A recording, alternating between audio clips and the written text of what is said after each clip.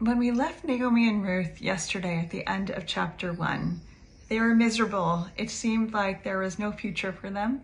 They had just come back from the land of Moab. They are now in Bethlehem, in Beit Lechem. And when the people see Naomi, they say, Zot Naomi, is this really Naomi? And Naomi says, it's not me. I'm somebody totally different. Life has been so terrible to me. And that was the end of chapter 1. But chapter 2 starts with a hope. And that hope, the narrator tells us, but Naomi and Ruth do not know yet, is that now Naomi had a kinsman on her husband's side, a man of substance of the family of Elimelech, whose name was Boaz. And Boaz is going to be one of the heroes of our story. So Ruth is in Bethlehem with Naomi, and she says, well, we have no food. I'm going to go and collect some food. So there are mitzvot, there are commandments given to farmers that they have to give part of their fields to the poor. So Ruth said, I'm going to go find a field and collect from there.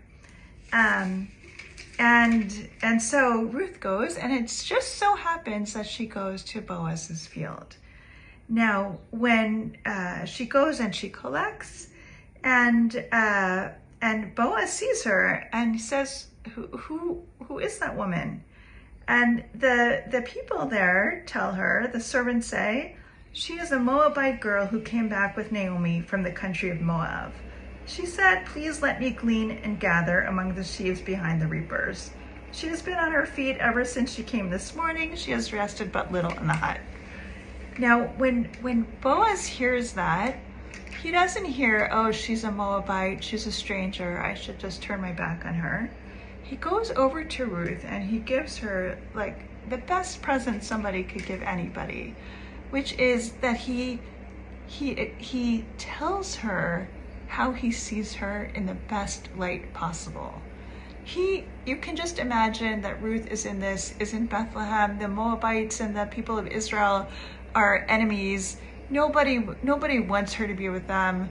Naomi has already told her to go home. She must be feeling quite miserable and quite down on herself. But Boaz goes to Ruth and says, listen to me, my daughter. Don't go to glean in another field. Don't go elsewhere, but stay here close to my girls. Keep your eyes on the field that they are reaping and follow them. I have ordered the men not to molest you, and when you are thirsty, go to the jars and drink some water. So Ruth says to him, why are you being so kind to me? I'm just a foreigner. And Boaz says, I have been told of all that you did for your mother-in-law after the death of your husband, how you left your father and mother and the land of your birth and came to a people you had not known before. May the Lord reward your deeds. May you have a full recompense from the Lord, the God of Israel, under whose wings you have sought refuge. Boaz basically says to her, as many people have pointed out, Ruth, you think that you're a Moabite, you think that you're a foreigner, you think that you are the lowest of the low in this society. And maybe that's true to some extent, but I don't see you that way. I see you as another Avraham Avinu, as another Abraham, somebody who left his land to go to the land that I will show you, to go to a new land. I see you as being a heroine. I see you as on the same level as our forefather Abraham. And there are so many things that I love about Boaz that maybe we'll get into in a later day. But one of the best things that he does for Ruth is that he gives her another way to see herself, a way to see herself in which she is doing what she has chosen to do and the way she is living her life. He says, I think what you're doing is incredible, and I see you. And I see you in this way. So something that I like to challenge people to do on Shavuot is to take this same trait of Boaz and to bring it to other people in your life. A lot of times we think that people know how great they are. You know, you go to a class and you think, oh, I don't have to tell the teacher that she did a great job because she knows she did a great job. Or I don't need to tell so-and-so that I think it's amazing the way that they're coping with this thing or the way they wrote this thing or whatever they did. They must know it already. But Boaz tells us and shows us what a gift it is to tell people, I see you in the best possible way. Like, I see what you're doing, and I think that you are great.